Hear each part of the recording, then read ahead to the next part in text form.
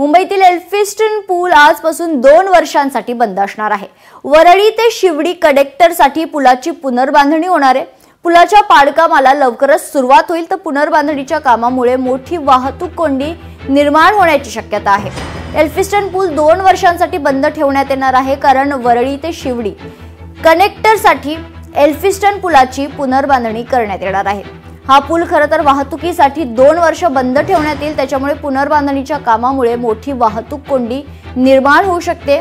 जुना ब्रिज तोडून त्या ठिकाणी डबल डेकर ब्रिजची निर्मिती MMRDAच्या माध्यमातून होणार असल्याचं कळतंय। तर 15 एप्रिल म्हणजेच आजपासून वाहतूक बंद करून पाडकामाला सुरुवात करण्यात येणार असल्याची माहिती मिळते। तर याच पार्श्वभूमीवर वाहतुकीत बदलही करण्यात येणार आहेत।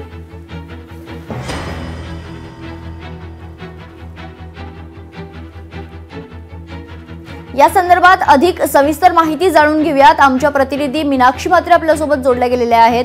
मीनाक्षी, एल्फिस्टन पूल 2 वर्षांसाठी बंद ठेवणार आहे। खरं तर वरळी ते शिवडी असा कनेक्टरसाठी एल्फिस्टन पुलाची पुनर्बांधणी करण्यात येणार आहे अशी माहिती समोर येते। काय अधिकची माहिती मीनाक्षी?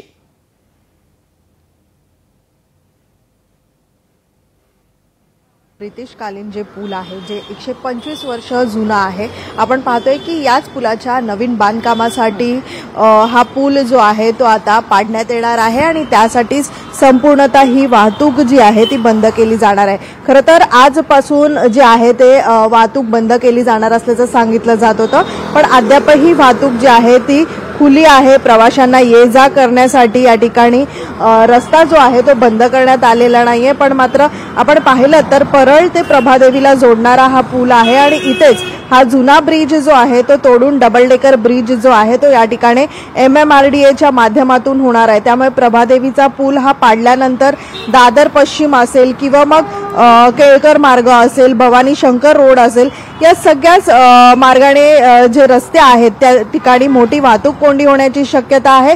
कारण प्रभादेवीचा पूल बंद झाल्यानंतर दादर इथलं टिळक ब्रिज आणि करी रोड जे आहे इथल्या पुलाचा समावेश आहे यामध्ये, आणि त्यामुळेच प्रभादेवी पुलाच्या या वाहतुकीचा भार जो आहे तो या दोन्ही पुलांवरती पडणार आहे। त्यामुळे वाहतूक कोंडी जी आहे ती जवळपास वाढण्याची शक्यता आहे। करी रोडच्या या तुलनेत जर आपण पाहिलं तर दादरला अधिकचा फटका बसण्याची शक्यता आहे, कारण लोअर परेल आणि इथं असलेलं जे ST डेपो आहे या सगळेच बसेस ज्या आहेत ते याच एल्फिस्टन पुलावरनं दादरला जातात आणि त्याच अनुषंगाने आपण पाहतोय की STला देखील आता वळसा घालून दादरला जावं लागणार आहे। सोबतच आपण पाहतोय की इथे अनेक रुग्णालय आहेत आणि या रुग्णालयाकडे ये जा करण्यासाठी याच पुलाचा वापर जो आहे तो सर्वसामान्य करत असतात। त्यामुळे प्रवाशांचे असतील किंवा मग सर्वसामान्यांचे हा जर पूल बंद झाला त्या अनुषंगाने आपण पाहतोय की इथे जे राहणारे रहिवासी आहेत त्यांना देखील मोठा त्रास होणार आहे। त्यामुळे 2 वर्षाचा जरी कालावधी देण्यात आला असला तरी मात्र हा कालावधी वाढण्याची शक्यता आहे। खरं तर आपण पाहिलं तर ही मागची दृश्य आपण पाहू शकतो, जवळच असलेलं हे प्रभादेवी रेल्वे स्थानक आहे आणि याच रेल्वे स्थानकाजवळ असलेल्या परळ आणि दादरचा हा संपूर्ण परिसर जोडणारा हा पूल जो आहे, मात्र इथूनच मुंबईची जी वाहतूक आहे ती संपूर्णतः इथूनच सायन माटुंगा इथून येणारे जे प्रवासी आहेत किंवा मग ज्या गाड्या आहेत त्या इथूनच प्रवास करतात।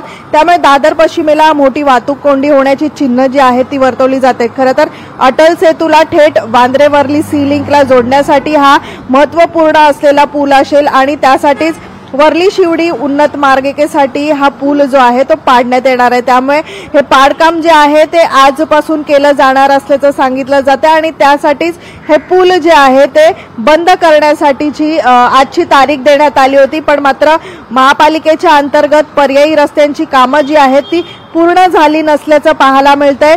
म्हणूनच पुन्हा एकदा मुदतवाढ दिली जाण्याची ही शक्यता पाहायला मिळते। खरं तर मुंबईत प्रथमच कोणतीही पुलं जी आहे ती पाडण्याआधी मुंबईकरांकडून जी आहे ती सूचना आणि हरकती मागवल्या जाण्याचा प्रयोग जो आहे तो केला जातोय। त्यामुळे सध्या आपण पाहतोय की हा पूल जो आहे तो वाहतुकीसाठी खुला आहे, अद्यापही बंद करण्यात आलेला नाहीये। त्यामुळे वाढीव मुदत दिली गेली असल्याचं देखील या ठिकाणी पाहायला मिळतंय। निश्चित धन्यवाद मीनाक्षी, तू दिलेल्या सविस्तर माहितीसाठी। खरं तर हा जो पूल आहे तो 2 वर्षांसाठी बंद असणार आहे, त्याच्यामुळे नागरिकांची प्रवाशांची अनेक गैरसोय आपल्याला पाहायला मिळेल। लोकशाही मराठी ऐका, पहा, जागरूक रहा.